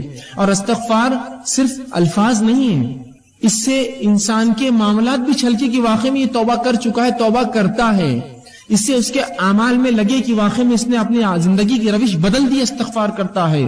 توبہ، استغفار جس کو کہتے ہیں، توبہ اس کا معنی ہوتا ہے۔ تو توبہ اور استغفار صرف الفاظ نہیں، یاد رکھیے۔ علامہ جو ہے راغب اصفہانی اور امام نووی رحمہ اللہ توبہ کے لیے چند شرائط لکھتے ہیں۔ توبہ کے لیے وہ لوگ کہتے ہیں کہ 4 شرائط ہے، ان شرائط کو جب پورا کیا جائے گا تب استغفار ہوا، تب اصل توبہ ہوئی۔ آئیے، پہلی شرط وہ لکھتے ہیں وہ یہ ہے کہ گناہوں کو ان کی برائی کی وجہ سے انسان چھوڑے، گناہوں کو ان کی برائی کی وجہ سے انسان چھوڑے۔ اس لیے گناہ نہ چھوڑے کہ اب بچیاں بڑی ہوگی، شادی کا مسئلہ آئیں گا، اگر باپ گناہ گار رہیں گے تو بچوں کو نکاح کے پیغام نہیں آئیں گے، نہیں، اس لیے نہ چھوڑے۔ گناہوں کو ان کی برائی کی وجہ سے انسان چھوڑے، اس سے استغفار اور اس سے توبہ کرے۔ یہ نہیں کہ اب تو مجبوری ہے کہ اب مجھے گناہ چھوڑنا ہے، تو گناہوں کو ان کی برائی کی وجہ سے ترک کرے۔ اور پہلی شرط اپنی غلطی پر نادم ہو، گناہوں کو چھوڑنے کا ارادہ کیا، ان کی برائی کی وجہ سے اپنے گناہوں پر نادم ہوا کہ مجھ سے یہ گناہ ہوا۔ دوسرا وہ لکھتے ہیں آئندہ نہ کرنے کا عزم کیا، اب انشاءاللہ آئندہ میں وہ گناہ نہیں کروں گا۔ تیسری شرط، اگر بندوں کا معاملہ تھا تو وہ لے جا کر اس معاملے کو واپس کر دے۔ بندوں کا آپس میں کچھ ہوا، مال لے لیا تھا، جائیداد لے لی تھی، زمین لے لی تھی، کچھ ایسا کام کیا تھا جو بندوں کا معاملہ تھا، اس معاملے کو جتنا ہو سکے لوٹا دے اس بندے کو جا کر۔ اور چوتھا وہ کہتے ہیں، بلکہ پہلی شرط وہی تو میں نے پہلے آپ سے کہی کہ گناہوں کو ان کی معصیت کی وجہ سے چھوڑے، دوسرا گناہوں پر نادم ہو، تیسرا جو ہے گناہوں کو جو ہے پھر دوبارہ نہ کرنے کا عزم کرے، اور چوتھا اگر حقوق العباد بندوں کا معاملہ ہو تو اس معاملے کو، اس چیز کو واپس لوٹا دے۔ یہ ہے استغفار، یہ ہے توبہ۔ تو اب توبہ کو یہ مت سمجھیے، کچھ لوگوں کو تو یہ بھی نہیں پتا توبہ ہوتی کیا ہے، وہ سمجھتے ہیں کہ نماز پڑھ لو، پھر نماز کے بعد ادھر ادھر دیکھو کوئی دیکھ رہا تو نہیں ہے آپ کو، اور اگر نہ دیکھ رہا تو جلدی سے دونوں ہاتھ لیتے ہیں اور گالوں کو دونوں طرف یوں کچھ تو بھی کرتے رہتے، توبہ توبہ توبہ۔ یہ توبہ نہیں ہے، یہ تو بچوں کو نصیحت کے لیے سکھایا جاتا ہے کہ آئندہ ایسی غلطی نہ کرے، چلو توبہ کرو، یہ توبہ نہیں ہے۔ تو وہ امت کو توبہ کا تصور بھی نہیں ہے کہ اس کے اصول کیا ہے، وہ ہوتی کیسے، اس کا معاملہ کیا ہے، وہ سمجھتے گالوں پر ہاتھ لگانا یہ توبہ ہے، یہ توبہ نہیں، یاد رکھیے۔ توبہ کی 4 شرائط استغفار کی۔ آئیے، اب جو استغفر اللہ یا استغفار ہے یہ حصول رزق کا ذریعہ ہے، یہ کرنے سے رزق میں اضافہ ہوتا ہے۔ اس کے دلائل کیا ہے؟ آئیے ہم قرآن سے دیکھتے ہیں۔ اللہ رب العزت قرآن میں فرماتا ہے، سورہ نوح سورہ نمبر 71 اور آیت نمبر 10 سے لے کر 16 میں اللہ فرماتا ہے اور کہتا ہے فَقُلْتُ اسْتَغْفِرُوا رَبَّكُمْ إِنَّهُ كَانَ غَفَّارًا۔ پھر آگے فرماتا ہے يُرْسِلِ السَّمَاءَ عَلَيْكُمْ مِدْرَارًا وَيُمْدِدْكُمْ بِأَمْوَالٍ وَبَنِينَ وَيَجْعَلْ لَكُمْ جَنَّاتٍ وَيَجْعَلْ لَكُمْ أَنْهَارًا۔ یہ واقعہ یوں ہے کہ نوح علیہ السلام نے اپنی قوم کو دعوت دی، اسلام کا پیغام پہنچایا، قوم نے انکار کیا۔ اس کے بعد اللہ رب العزت کے سامنے نوح علیہ السلام جاتے ہیں اور کہتے ہیں، اے اللہ یہ رپورٹ ہے میری، یہ کنکلوژن ہے میرا اس قوم کے تعلق سے کہ اے میرے رب، انہوں نے کہا فَقُلْتُ اسْتَغْفِرُوا رَبَّكُمْ إِنَّهُ كَانَ غَفَّارًا، اے اللہ میں نے اس قوم کو بار بار کہا، اے میری قوم اپنے رب سے توبہ کرو اپنے شرک اور گناہوں کی وجہ سے، یقیناً وہ تم کو معاف کرنے والا ہے۔ اب اگر تم استغفار کرو گے تو فائدہ کیا ہوگا؟ فرمایا یرسل السماء علیکم مدرارا، اگر تم استغفار کرو گے میری قوم تو اللہ آسمان سے تمہارے لیے بارش برسائیں گا۔ یرسل السماء علیکم مدرارا، موسلا دھار زبردست بارش برسائیں گا۔ پہلا فائدہ استغفار کا۔ پھر آگے اللہ نے کہا، نوح علیہ السلام کہتے ہیں مدرارا وَيُمْدِدْكُمْ بِأَمْوَالٍ وَبَنِينَ، اور اللہ تمہارے مال میں اور اولاد میں اضافہ کریں گا، بالخصوص مال میں اور لڑکوں میں تمہارے اضافہ کریں گا۔ کیا کرو گے تو؟ استغفار کرو گے تو۔ وَيَجْعَلْ لَكُمْ جَنَّاتٍ وَيَجْعَلْ لَكُمْ أَنْهَارًا، اور تمہارے لیے بہترین باغ بنائیں گا، باغات کو نکالیں گا۔ وَيَجْعَلْ لَكُمْ أَنْهَارًا، اور تمہارے لیے بہترین نہریں نکالیں گا۔ اگر کیا کرو گے تو؟ استغفار۔ اے میری قوم اگر تم یہ کر لو تو آسمان سے بارش پاؤں گے، مال میں اضافہ پاؤں گے، اولاد اور لڑکوں میں اضافہ پاؤں گے، اور تمہیں بہترین باغ اللہ دے گا، اچھی نعمتیں دے گا، اور جو ہے تمہارے لیے جو ہے نہریں نکالیں گا ان باغوں میں۔ استغفار کے دیکھیے نوح علیہ السلام نے اپنی قوم کو کیا فائدے بتائے۔ یہاں کا پورے رزق میں جو جو چیزیں آتی ہے، بارش کا برسنا ایک بنیادی اصول ہے رزق کے لیے۔ آج بھی اگر انسان ٹیکنالوجی میں اور کسی بھی چیز میں جتنی ہی آگے بڑھ چکی ہو، لیکن آج بھی آسمان کی طرف نگاہ سب کی ہوتی ہے۔ اگر بارش نہ برسے اور آپ کہیں گے کہ بھائی مجھے کیا فرق پڑتا ہے، میں تھوڑی کاشتکار ہوں، آپ کاشتکار نہ بھی ہو تو جب آپ بازار سبزی خریدنے جائیں گے تو آپ کہیں گے واقعی میں بارش نہ ہونے کا نقصان ہے. تو رزق بڑھاتا ہے اللہ رب العزت انسانیت کے لیے، توبہ اگر قوم کرے تو یہاں اللہ رب العزت دیکھیے کہ فرما رہا ہے کہ اگر توبہ کرو تو بارش برسائیں گا، اور اس کے بعد فرمایا کہ وہ تم کو مال میں اور اولاد میں اضافہ دیں گا. تو اگر اصول رزق، اگر ہم مال میں بڑھوتری چاہتے ہیں، اولاد میں اضافہ چاہتے ہیں، استغفار کریں. حسن بصری رحمہ اللہ یہ کبار تابعین میں سے ہے. ان کے پاس ایک شخص اور کہا ہے حسن ہمارے علاقے میں قحط سالی ہے، میں کیا کروں؟ تو کہا استغفار کر، توبہ کر. دوسرا شخص آیا کہا اے حسن مجھے رزق میں تنگی ہے، مال میں تنگی ہے، کیا کروں؟ تو کہا جا استغفار کر. چوتھا تیسرا شخص کہا اے حسن میرے باغ سوکھ چکے ہیں، میں کیا کروں اس کے لیے؟ حل بتاؤ شرعی، استغفار کر. ایک شخص اور کہا کہ مجھے اولاد نہیں ہے، مجھے اولاد نہیں ہے، لڑکے نہیں ہیں، کیا کروں؟ تو کہا جا استغفار کر. تو ان کے شاگردوں نے پوچھا اے استاد، اے حسن بصری، تم نے 4 لوگ آئے، 4 سوال کیا، اولاد نہیں، کسی نے کہا قحط کا کہا، کسی نے کہا باغ میں میرے جو ہے سوکھا پڑ چکا ہے، اور کسی نے مال کے تعلق سے کہا. تم نے سب کو ایک ہی جواب دیا، استغفار کرو، استغفار کرو، استغفار کرو. تو کہا میں نے کوئی بات اپنے دل سے تھوڑی کہی ہے. اور فوراً انہوں نے قرآن کی اس آیت کو تلاوت کی، قُلْتُ اسْتَغْفِرُوا رَبَّكُمْ إِنَّهُ كَانَ غَفَّارًا يُرْسِلِ السَّمَاءَ عَلَيْكُمْ مِدْرَارًا، کہ تم اے میری قوم تم اللہ سے توبہ کرو، استغفار کرو، وہ تم پر موسلادھار بارش دیں گا. تو اگر ہم بارش چاہتے ہیں استغفار کریں، ہم مال چاہتے ہیں استغفار کریں، اولاد چاہتے ہیں استغفار کرے جو بے اولاد ہے، اور اگر جنت یا اس کا باغ سوکھ رہا ہے، اگر اسے مال نہیں آتا جبکہ آس پاس آتا ہے، استغفار کرے. تو یہاں حصول رزق کے لیے، رزق میں بڑھوتری کے لیے، اولاد میں بڑھوتری کے لیے، بارش کے ہونے کے لیے، اپنے باغ اور اپنی تجارت میں فائدے کے لیے استغفار اصول بتایا گیا ہے. توبہ کرو اپنے رب سے، توبہ کی چاروں شرائط کے ساتھ. نہیں تو میں استغفر اللہ استغفر اللہ استغفر اللہ تو کر رہا ہوں، لیکن انہی استغفر اللہ کے دوران میں گناہ کرتا ہوں. استغفر اللہ کی تسبیح چل رہی، کسی کا فون آیا جھوٹ بول دیا. کہاں آپ نے توبہ کی اپنے رب سے؟ استغفر اللہ تو میں پڑھ رہا ہوں، لوگوں کو دھوکہ دے رہا ہوں. کہاں آپ نے استغفر اللہ کیا؟ آپ نے معنی ہی نہیں سمجھا آپ نے اس کا. تو صحیح معنوں میں اگر استغفر اللہ ہم کریں گے تو اس کا فائدہ انشاءاللہ عزیز ہمیں زبردست ہوگا. مال میں اضافہ، اولاد میں اضافہ، کھیتی باڑی میں ہمارے اضافہ، تجارت میں اضافہ، بہت اس کے فائدے اللہ بارش دیں گا. آئیے اللہ کے رسول صلی اللہ علیہ وسلم فرماتے ہیں، مسند احمد اور ابو داؤد کی روایت ہے، عبداللہ ابن عباس رضی اللہ عنہ اس حدیث کے راوی، اور وہ کہتے ہیں اللہ کے رسول صلی اللہ علیہ وسلم فرمایا تم جس نے کثرت سے اپنے گناہوں کی توبہ کی، جس نے کثرت سے استغفار کیا، اے اللہ مجھ سے گناہ ہو رہے مجھے معاف کر، کثرت سے. اور اللہ کے رسول دن میں سے 70 سے زائد مرتبہ توبہ اور استغفار کرتے. ایک روایت میں 100 سے زائد مرتبہ. نبی اکرم صلی اللہ علیہ وسلم گناہ نہیں کرتے تھے. یہ قوم کو تعلیم تھی کہ جب تمہارا نبی معصوم ہونے کے بعد اتنا استغفار کرتا ہے تم اس سے زیادہ کرو. تو توبہ اور استغفار کر دے اللہ کے رسول. تو کہا کہ جو کثرت سے اللہ سے اپنے گناہوں کی توبہ کرے، استغفار کرے، پہلا فائدہ اللہ اس کو ہر غم سے نجات دیں گا. اللہ اس کو ہر غم سے، کس کو آج غم نہیں اور پریشانی نہیں، غم اور پریشانی سے نجات چاہیے، استغفار کرے. دوسرا فرماتے ہیں ہر مشکل سے باہر نکال دیں گا اسے.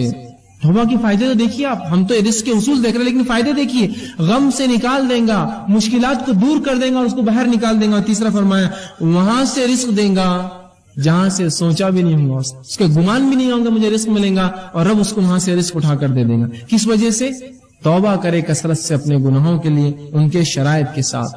تو وہاں سے اللہ رزق دیں گا اس شخص کو جہاں سے اس نے گمان بھی نہ کیا. کون؟ جو کثرت سے استغفار کرے، توبہ کرے اپنے گناہوں کے تعلق سے. یہ تھا پہلا اصول، پہلی شرط. آئیے دوسرا اصول کیا ہوگا؟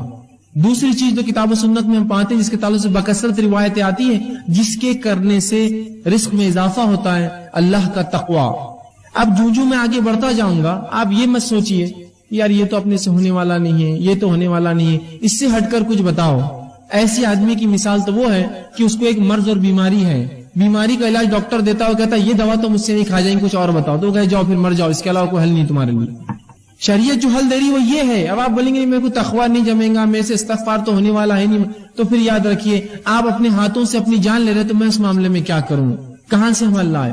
ٹھیک ہے، تو یہ بات بڑی اہم ہے. آپ اس کو پکڑ لے، شریعت کے پاس حل ہے. اگر آپ نہ لینا چاہیں یہ آپ کی مرضی ہے، شریعت نے حل دے دیا. اب آپ ان کو چھوڑ کر 1000 جگہ سر پٹکیے، یاد رکھیے واپس لوٹ کر یہی آنا پڑے گا. آپ اصول یہی ہے نہیں میں کیا کروں گا، فلاں کر لوں گا، بینک سے کر لوں گا، یہاں آپ کچھ کر لیجئے، اگر یہ نہ کیا آپ سب کچھ کر لیجئے، اس کے بعد آ کر یہی ٹکنا پڑے گا اور پچھتا کر سر نیچے رکھ کر یہی سوچنا پڑے گا اب میں کیا کروں، میرے رب نے میرے لیے کیا احکامات دیے۔ تو اگر یہ ہم اپنی زندگیوں میں لا لے تو بڑا فائدہ ہوگا۔ استغفار کو مشکل چیز نہیں یاد رکھی، اس کے لیے کوئی آپ کو گھر بار چھوڑ کر رات میں 3 بجے 2 بجے اٹھ کر نہیں جانا ہے، چلتے پھرتے اٹھتے بیٹھتے اللہ گناہ ہو گیا بس اب توبہ، میں اب نہیں کرنے کو، استغفر اللہ مجھ سے گناہ ہو گیا میں نہیں کروں گا، اللہ کم از کم کچھ نہ ہو سکے تو نمازوں کے بعد 3 مرتبہ رسول اللہ زور اللہ اکبر ایک بار کہتے اور کہتے استغفر اللہ استغفر اللہ، اتنا تو کہہ سکتے ہیں، 15 بار تو یہی ہو جائیں گا 5 نمازوں کے بعد۔ رسول اللہ 70 یا ایک روایت میں 100 سے زیادہ بار یہ پڑھتے تھے، کوشش کیجیے۔ دوسرا اصول تقوی اختیار کریں۔ اب تقوی کیا ہے؟ تقوی اللہ کا ڈر ہے۔ تقوی کیا ہے؟ تقوی اللہ کا پاس و لحاظ ہے۔ پاس و لحاظ سمجھتے ہیں آپ؟ اگر ایک بوڑھا انسان آپ کے سامنے آ کر کھڑا ہو جائے اور آپ کرسی پہ بیٹھے ہیں تو آپ اس کا پاس و لحاظ کرتے ہیں، خود اٹھ جاتے ہیں، جناب آپ بیٹھ جائیں، اس کو کہتے ہیں تقوی۔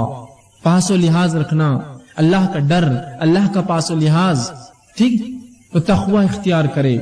تقوی کے معنی کے تعلق سے کئی باتیں آتی، امام نووی رحمہ اللہ لکھتے ہیں تقوی کے تعلق سے کہتے ہیں اللہ تعالیٰ کے احکامات پر عمل کرنا، جن باتوں سے اس نے روکا ان باتوں سے رک جانا، اور ہر وہ کام جس سے اللہ کی ناراضگی یا عذاب آتا ہے ان سے بچنا، یہ تقوی ہے۔ تقوی کیا ہے؟ ہر وہ کام جو اللہ نے حکم دیا اس کا کرنا، ہر وہ کام جس سے روکا اس سے رکنا، اور اس کے علاوہ جن تمام کاموں کے کرنے سے اللہ کی ناراضگی ملتی ہے، عذاب ملتا ہے، ان کاموں سے رکنا، اس کو تقوی کہتے ہیں عربی میں۔ تو ہم اب جو اللہ نے کہا وہ کرے، جس سے روکا اس سے رکے، اور ہم ہر وہ کام جس سے عذاب ملتا ہے اس سے اجتناب کرے، یہ تقوی ہے۔ تو ہم تقوی اختیار کریں۔ دوسرا اصول یاد رکھیے۔ آئیے تقوی کے تعلق سے کہ رزق کا حصول ہے، رزق اس سے بڑھتا ہے، مختلف مقامات پر قرآن حدیث میں اس کے حوالے ملیں گے۔ میں چند حوالے آپ کے سامنے رکھتا ہوں۔ اللہ رب العزت سورۃ طلاق سورہ نمبر 65 اس کی آیت نمبر 2 اور 3 میں کہتا ہے وَمَن يَتَّقِ اللَّهَ يَجْعَل لَّهُ مَخْرَجًا، کیا فرما رہا ہے دیکھیے، وَمَن يَتَّقِ اللَّهَ، جو اللہ کا ڈر اور پاس و لحاظ اختیار کرے، يَجْعَل لَّهُ مَخْرَجًا، اللہ اس کو ہر غم سے باہر نکال دے گا اور اس کو وہاں سے روزی دے گا جہاں سے اس نے کبھی گمان بھی نہیں کیا ہوگا۔ کیا فرمایا؟ وَمَن يَتَّقِ اللَّهَ يَجْعَل لَّهُ مَخْرَجًا، جو اللہ پر جو ہے اس کا تقوی اختیار کرے گا اللہ اس کو ہر غم سے نجات دے گا اور وہاں سے روزی دے گا جہاں سے اس نے سوچا بھی نہ ہوگا، گمان بھی نہیں کیا ہوگا، اس کی عقلیں گئی بھی نہیں ہوں گی وہاں تک۔ صرف ایک عمل کیجئے، تقوی اختیار کیجئے، زبردست عظیم فائدے کہ وہاں سے رزق دیں گا جہاں سے سوچا نہ ہوگا اور ہر غم سے اس کو نجات دیں گا۔ اس آیت کے تعلق سے یجعل لہ مخرجا کے تعلق سے عبداللہ ابن عباس رضی اللہ عنہ فرماتے ہیں، اس کی تفسیر میں کہتے ہیں اس کو دنیا اور آخرت کے ہر غم سے باہر نکالیں گا، یجعل لہ مخرجا کے تعلق سے۔ اور اسی آیت کے جملے کی تفسیر میں عبداللہ ابن مسعود رضی اللہ عنہ فرماتے ہیں اور کہتے ہیں ان اکبر آیات من قرآن فرجا، غموں کو، مصیبتوں کو اور پریشانیوں کو دور کرنے والی قرآن کی سب سے عظیم آیت ہے۔ جو شخص اللہ کا تقوی ڈر اختیار کرے اللہ کیا کرتا ہے اس کے لیے، یجعل لہ مخرجا، ہر غم سے نکلنا، ہر مشکل سے نکلنا آسان کرتا ہے اور وہاں سے روزی دیتا ہے جہاں سے اس نے گمان بھی نہیں کیا تھا۔ تقوی اختیار کیجیے، اللہ کا عظیم فائدے اس دنیا میں اٹھائیے، عظیم فائدے، ہر غم سے نجات اور رزق میں اضافہ۔ اسی طرح اللہ رب العزت قرآن میں سورہ اعراف سورہ نمبر 7 آیت نمبر 92 میں فرماتا کہتا ہے وَلَوْ أَنَّ أَهْلَ الْقُرَىٰ آمَنُوا وَاتَّقُوا لَفَتَحْنَا عَلَيْهِمْ بَرَكَاتٌ مِّنَ السَّمَاءِ وَالْأَرْضِ، کہ اگر یہ بستی والے ایمان لائے، وَلَوْ أَنَّ أَهْلَ الْقُرَىٰ آمَنُوا، اگر اس بستی والے ایمان لائے، وَاتَّقُوا، اور اللہ کا ڈر اختیار کرے، لَفَتَحْنَا عَلَيْهِمْ بَرَكَاتٍ مِّنَ السَّمَاءِ وَالْأَرْضِ، تو ہم ان کے لیے آسمان اور زمین کے برکت کے دروازے کھول دیں گے۔ کس کے لیے؟ جو ایمان لائے اور اللہ کا ڈر اختیار کرے، اللہ آسمان اور زمین کے دروازے اس کے لیے رزق کے کھول دیں گا، برکت کے دروازے کھل جائیں گے اس کے لیے جو اللہ کا تقوی اور ڈر اختیار کرے۔ دیکھیے کیسا عظیم فائدہ ہے اللہ کا ڈر اور تقوی اختیار کرنے کہ اللہ آسمان و زمین کی برکت کے دروازے کھول دیتا ہے۔ آج دیکھیے کبھی بارش تو ہوتی ہے، کھیتی فصل تو آتی ہے، پیسہ بھی کبھی ہاتھ لگتا ہے، برکت کہاں ہے اس کے اندر؟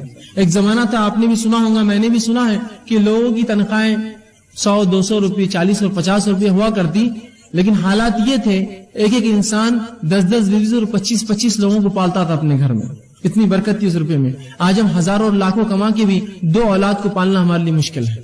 یہ تو برکت چھین گئی زمین آسمان ہم جو دیتی تھی، ہم جو فائدے تھے، اس لیے کہ ہم نے ایمان لا کر اللہ کا ڈر دل میں رکھا، صرف ایمان نام کو لایا مسلمان ہے۔ اگر ڈر رکھتے تو اللہ آسمان و زمین کی برکت کے دروازے اس بستی والوں پر، ایمان والوں پر کھول دیتا. اور یہ توحید کی برکت ہے، یاد رکھیے. اور جس قوم نے توحید کو اپنایا اللہ نے اس کے لیے زمین و آسمان کے دروازے برکت کے کھول دیے. اس کے نمونے آپ دیکھ سکتے ہیں ان قوموں کے تعلق سے جو قومیں کسی زمانے تک پستی میں رہی اور اس کے بعد اللہ رب العزت کو ڈر اختیار کیا اور توحید پر آئی. اللہ رب العزت نے زمینوں کے نیچے سے خزانے ان کے لیے کھول دیے. جب انہوں نے اللہ کا ڈر اور تقوی اختیار کیا اور توحید پر اڑ گئے تو اللہ نے ایسی جگہ سے روزی دی جہاں سے گمان بھی نہ کی ہوں گی. کس نے گمان کیا تھا؟ ان علاقوں کو جن کو بنجر زمین اور چٹیل ریگستان مانا جاتا تھا کہ اس کی زمین کے نیچے سے سونا اگلیں گی وہ زمینیں اور پیٹرول کی شکل میں مادے نکل رہے ہیں. آج دنیا اس کا فائدہ اٹھا رہی ہے، ممالک اس کا فائدہ اٹھا رہے. کبھی کیا گمان میں کیا ہوں گا ان ممالک نے کہ زمین کے نیچے اللہ نے ان کے لیے ایسے رزق رکھے؟ تو توحید کی برکت ہے، یاد رکھیے. جو قوم توحید پر آ جائیں گی اللہ آسمان و زمین کے دروازے کھول دیں گا، وہاں کھول دیے ان کے لیے. یہ فائدہ ہوتا ہے بستی والوں کو کہ اگر وہ ایمان لائے، جیسا حق ہے، تقوی اختیار کرے اللہ کا، تو ایسی جگہ سے رزق دیتا ہے گمان نہ کیا ہوں گا اور آسمان زمین کی برکت کے دروازے ان کے لیے کھول دیتا ہے. تو یہ بڑی اہم چیز ہے، یاد رکھیں اللہ کا ڈر اور تقوی اختیار کریں. اسی طرح عبداللہ ابن عباس رضی اللہ عنہ فرماتے ہیں اور کہتے ہیں اس آیت کے تعلق سے اس کی تفسیر میں کہتے ہیں لا وسعنا علیہم الخیر ویسرناہ لهم من کل جانب، کہ اس آیت کے تحت جو بات سمجھ میں آتی وہ یہ ہے کہ ہم ان کے لیے خیر کو عام کر دیتے ہیں. زمین آسمان اور زمین کی جو برکت کے دروازے کھول دیے جاتے ہیں اس کا معنی وہ کہتے ہیں عبداللہ بن عباس رضی اللہ عنہ کہ اس کا معنی یہ ہے کہ اللہ ان کے لیے جو ہے ہر جانب خیر عام کر دیتا ہے اور اس کو حاصل کرنا ان کے لیے آسان کر دیتا ہے. خیر کو اللہ عام کر دیتا ہے ایسی قوم کے لیے اور حاصل کرنا اس سے زیادہ اس کو آسان کر دیتا ہے. کبھی خیر تو عام ہوتا ہے لیکن حاصل نہیں کر پاتے ہم اس سے، تو خیر کو عام کرتا ہے اللہ اور اس کو حاصل کرنا آسان کرتا ہے. تو دیکھیے اللہ کا ڈر اختیار کرنے کا فائدہ کیا ہے. زمین و آسمان کی برکتیں اور ساتھ میں ایسی جگہ سے روزی اور رزق جہاں سے گمان نہ کیا. آئیے اسی طرح جو ہے تیسرا اصول تقوی کے بعد جو تیسری سی چیز اپنی زندگی میں ہم لائیں گے جس سے ہم کو یہ فائدہ ہوگا کہ ہم رزق کی کنجا حصول رزق کے لیے جو رزق میں بڑھوتری زیادہ کرنے کے لیے جو ہم کریں گے وہ یہ ہے اللہ تعالیٰ پر توکل، بھروسہ، اعتماد. آج مسلمان کو جب بھی رزق کی تنگی آتی ہے، رزق کی کمی ہوتی ہے، چاہے اولاد کی شکل میں، باغات یا مال تجارت میں گھاٹے کی شکل میں، یا اسی طرح جو ہے اور بھی قسم کی کوئی تکلیف آتی ہے، وہ سب سے پہلے غیر اللہ کے پاس بھاگتا ہے اللہ پر توکل چھوڑ کر اور ان سے مانگتا ہے کہ مجھے دو. کہاں سے ملیں گے پھر آپ کو رزق میں اضافہ؟ اللہ سے آپ مانگے، اس پہ کامل توکل اور بھروسہ کریں. اور اس کے تعلق سے توکل کسے کہتے ہیں یاد رکھ لیجئے. امام غزالی رحمہ اللہ کہتے ہیں توکل کے تعلق سے اپنی کتاب احیاء علوم الدین کے اندر وہ لکھتے ہیں اور کہتے ہیں توکل یہ ہے کہ دل کا اعتماد صرف اسی پر ہو جس پر بھروسہ کیا گیا ہو. دل کا مکمل اعتماد اس ذات پر ہو جس پر بھروسہ کیا ہو اور مکمل طور پر اس پہ توکل کرے جس کا اس نے دعویٰ کیا ہو. اگر ایک شخص یہ کہتا ہے میں مسلمان ہوں اور رب پر میرا توکل بھروسہ ہے، اب مکمل طور سے اس پر اعتماد کرے کہ ہاں رب مجھے دینے والا ہے، اب ضرورت نہیں شک و شبہ کی. مکمل اعتماد کرے اس ذات کے اوپر جس کا اس نے نام لیا ہے، اس پہ اعتماد. یہ ہے توکل، بھروسہ، اعتماد جس کو عام زبان میں کہیں. اسی طرح امام مناوی کہتے ہیں توکل کے تعلق سے اس کا معنی لکھتے ہوئے کہتے ہیں کہ توکل بندے کے اظہار عجز ہے. بندہ اللہ کے سامنے عاجز ہو جائے، اللہ میں کچھ نہیں کر سکتا ہوں، بس میں عاجز ہوں تیرے سامنے، تجھ سے ہی مانگتا ہوں مکمل طور سے. اور جس پر توکل کیا گیا ہے اس پر مکمل بھروسہ کرے. تو ایک مومن توکل کرے کس پر؟ اللہ پر. اس سے رزق میں بڑھوتری ہوتی ہے. اب اس کے تعلق سے کہ توکل رزق کے بڑھانے کا سبب ہے، اس کے تعلق سے کئی روایتیں آتی ہیں. مسند احمد کی اور ترمذی کی روایت ہے جس میں اللہ کے رسول صلی اللہ علیہ وسلم فرماتے ہیں، عمر بن خطاب اس کے راوی ہیں اور وہ کہتے ہیں اگر تم اللہ تعالیٰ پر ایسا بھروسہ کرو، اللہ کے رسول نے فرمایا کہ اگر تم اللہ تعالیٰ پر ایسا توکل، اعتماد اور بھروسہ کرو جیسے پرندے توکل، اعتماد اور بھروسہ کرتے ہیں کہ وہ ہر صبح خالی پیٹ اپنے گھروں سے نکلتے ہیں اور شام بھر پیٹ گھر لوٹتے ہیں، تو اللہ بھی تمہیں ویسا ہی رزق دیں گا جیسے پرندوں کو دیتا ہے کہ وہ خالی پیٹ اپنے گھروں سے نکلتے ہیں اور شام بھر پیٹ لوٹتے ہیں. توکل کا فائدہ کہ اگر تم اللہ پر ویسا توکل کرو جیسا پرندے کرتے ہیں تو اللہ بھی تمہیں رزق دیں گا کہ وہ صبح اپنے گھر سے بھوکے پیٹ نکلتے ہیں اور جب رات لوٹتے ہیں تو بھر پیٹ لوٹتے ہیں. لیکن ایک بات یہاں سمجھنے کی بڑی اہم ہے، جب میں توکل کی بات کر رہا ہوں تو کوئی یہ نہ کہے کہ میں نے اللہ پر مکمل توکل کر لیا اور اب میں کچھ بھی نہیں کرتا ہوں. ایسے بہت سے لوگ ہوتے ہیں جو اپنی کوتاہیوں کو، کاہلیوں کو شریعت اور دین پر ڈالتے ہیں. میں نے اللہ پر توکل کر لیا تو اس کا کیا مطلب؟ کیا تم کام دھندا چھوڑ دو، تجارت چھوڑ دو، دنیا سے بیزارگی اختیار کر لو؟ نہیں، اس کا مطلب یہ نہیں. اس کا مطلب یہ نہیں توکل کا، یاد رکھیے حدیث کیا کہہ رہی ہے، پرندے گھر سے نکلتے ہیں خالی پیٹ، نکلتے ہیں اور بھر پیٹ لوٹتے ہیں. تو یہاں کوشش کرنا ہے. پرندے گھونسلوں میں بیٹھ کر توکل نہیں کرتے ہیں کہ اللہ دیں گا. پرندے اپنے گھروں سے نکلتے ہیں، رسول اللہ فرماتے ہیں، اور شام بھر پیٹ لوٹتے ہیں. آپ بھی اللہ پر بھروسہ کیجئے، گھر سے نکل جائیے، انشاءاللہ رب تم ہم کو جو ہے ضرور روزی دیں گا اور شام ضرور بھر پیٹ لوٹیں گے. لیکن پرندے جو ہوتے ہیں ان کا معاملہ تھوڑا انسانوں سے مختلف ہوتا ہے، یہ بھی بتا دوں. پرندے سیدھے جا کر رزق لے لیتے ہیں. انسانوں کو رزق حاصل کرنے کے لیے نوکری، تجارت، کاروبار کرنا پڑتا ہے، دکانوں میں جانا پڑتا ہے، اور اسی طرح مختلف مقامات پر جانا پڑتا ہے کمانے کے لیے. پرندوں کا تھوڑا رزق الگ ہے، ہم سے مختلف ہے. وہ سیدھے رزق کو اٹھا لیتے ہیں، جا کر پھل اناج کھا لیتے ہیں. ہم تو ویسا نہیں کر سکتے ہیں. ظاہر سی بات ہے ہمارا توکل ویسا ہوگا کہ ہم گھروں سے نکلیں گے، کچھ نہ ہو تو ایک دکان والے کے پاس جائیں، کہیں گے بھائی آج کچھ ہم مالی کو دے دو، میں بھیک تو نہیں مانگ سکتا، میں کام کر کے کما لوں گا آج شام تک. نکلے تو صحیح. تو ہمیں کالج، اسکول اور مکاتب، اسی طرح جو ہے اپنے آفیسز اور جو ہے اپنے کام کی جگہوں پر جانا پڑے گا، تب ہم جو ہے شام بھر پیٹ لوٹیں گے. یہ معنی ہے. ورنہ کوئی کہے میں نے اللہ پر توکل کر لیا، بس میرا پورا اعتماد ہے کہ اللہ مجھے دینا چاہیں گا تو دیں گا، نہیں تو نہیں، میں گھر میں ہی رہوں گا. تو ایسا انسان یاد رکھیے اگر جو ہے کسی ایسے جھاڑ کے نیچے بھی لیٹا جہاں بہت زیادہ پھل پک کر گرتے، تب بھی پھل بہت مشکل سے اس کے منہ میں آ کر گرے گا. یہ توکل نہیں ہے، یہ توکل نہیں. ٹھیک ہے. تو توکل کا معنی یہ ہے کہ آپ کوشش کریں اللہ پر بھروسہ رکھتے ہوئے، اللہ ضرور آپ کو رزق دیں گا. کوشش کریں. تو اس کا مطلب یہ نہیں آپ کوشش چھوڑ دیں. اور کیوں نہ ہو، اللہ سورۃ طلاق سورہ 5 آیت نمبر 3 نے فرماتا ہے وَمَن يَتَوَكَّلْ عَلَى اللَّهِ فَهُوَ حَسْبُهُ، جو اللہ پر بھروسہ اور اعتماد کرتا ہے اللہ سے کافی ہو جاتا ہے، اللہ اس کے لیے کافی یاد رکھے. لیکن کوشش یہ زیادہ ضروری ہے. شک اور شبے میں نہ پڑے آپ. ورنہ بہت سے لوگ ہوتے ہیں کہتے ہیں بھائی کیوں محنت کر رہے ہو، مشقت کر رہے ہو، بس اللہ اللہ کرتے رہو، جتنا دینا اللہ دیں گا. ارے بھائی کوشش ضروری ہے، کوشش کے بعد تمام چیزیں ہیں. ٹھیک. اللہ کے رسول صلی اللہ علیہ وسلم کے پاس ایک شخص آیا، ابن حبان کی روایت ہے، عمرو بن امیہ رضی اللہ راوی ہے. وہ کہتے ہیں کہ رسول اللہ صلی اللہ علیہ وسلم کا ایک شخص آیا اور اس نے کہا اللہ کے رسول میں اپنی اونٹنی کو کھلا چھوڑ دیتا ہوں اور اللہ پر توکل کرتا ہوں، بھروسہ کرتا ہوں. رسول اکرم نے کہا نہیں، تو اس کے گھٹنے کو پہلے باندھ دے پھر اللہ پر توکل کر. سمجھے آپ توکل کا معنی؟ تو کوشش کر لے اس کو بچانے کی کہ بھاگ کر نہ جائے، پھر اللہ پہ بھروسہ کر. تو اونٹنی کو کھلا چھوڑیں گے اور اللہ پہ بھروسہ کریں گے تو بھاگ جائیں گے. پھر تو جو تیرے ماتحت کوشش ہے وہ کر لے کہ اونٹنی کے گھٹنے کو باندھ دے، پیر کو باندھ دے، پھر اللہ پر بھروسہ کر، پھر انشاءاللہ العزیز جو ہونا ہے وہ اللہ کریں گا. لیکن یہ نہیں کہ آپ کو کوشش نہ کرے اور کہیں میں نے اللہ پر توکل کر لیا، اب اللہ میرا رزق میرے گھر میں بھیج دیں گا، بیٹھا رہوں گا. ایسا نہیں ہونے والا. یاد رکھیں پرندے نکلتے ہیں اللہ پر بھروسہ کر کے، شام بھر پیٹ لوٹتے ہیں. نکلیے، کوشش کیجئے، جائیے تو یہ معاملہ ہوگا. لیکن ہمارے پاس ایک عجیب مسئلہ ہے. ہم نے کام کو چھوٹے اور بڑے معاملوں میں تقسیم کر دیا، چھوٹے کام اور بڑے کام. اور شریعت نے جہاں اچھا اور برا نہیں کہا، اچھے کام اور برے کام بھی ہم نے کر لیے. کوئی کام جب تک حلال ہو اچھا اور برا نہیں ہوتا، سب اچھے ہیں. اگر حلال ہے تو اچھا ہے. کوئی انسان اگر جوتا بھی اگر سیتا ہے تو وہ بھی اچھا کام کرتا ہے، کوئی غلط نہیں. ہاں اگر کوئی بہت کماتا اور حرام کام کرتا ہے تو وہ کام غلط ہے، بڑھنے اس کے کہ اس نے حلال کام کرا ہے، جوتا سی رہا ہے، جھاڑو مارتا ہے، حمام اور پیخانے لوگوں کی صاف کرتا ہے، وہ حلال کام ہے اس کے لیے، بڑھنے اس کے کہ حرام کام کریں. لیکن ہمارا مسئلہ یہ، وہ ڈگری وہ پوسٹ ملی تو میں جاؤں گا، نہیں تو میں کام نہیں کروں گا. پھر ایسے لوگوں کے لیے توکل اور بھروسہ اور تقویٰ کچھ کام نہیں آنے والا ہے. یہاں نکلنے کے معنی میں آپ جائیے، کوشش کیجیے. آپ کوشش نہیں کریں گے اور بولیں گے میں سیدھا جاؤں اور ایک مالدار انسان بن جاؤں، تو یہ ہونے والا ہے نہیں. کوشش کیا ہے اس کے لیے. اور ہر شخص جو کسی زمانے میں مالدار ہوتا ہے، کسی زمانے میں کہانی پوچھی وہ غریب بھی تھا، چھوٹی چھوٹی کوشش کی اور اسی کوشش میں بڑھتا رہا، اللہ نے اس کو برکت دی. سمجھ رہے آپ بات؟ تو کوشش کیجیے، چاہے کام کوئی بھی ملے، حلال ہے، کرنے میں شرمائیے مت، بڑھ جائیے آگے، اس کو بڑھ کر کیجیے. انشاءاللہ عزیز آپ کو دنیا اور آخرت کے فائدے ہوں گے انشاءاللہ. ٹھیک ہے. چوتھی چیز جو ہم کو کرنا پڑیں گے رزق کو بڑھانے کے لیے وہ ہے صلہ رحمی. صلہ رحمی بڑی اہم چیز ہے، یاد رکھیے.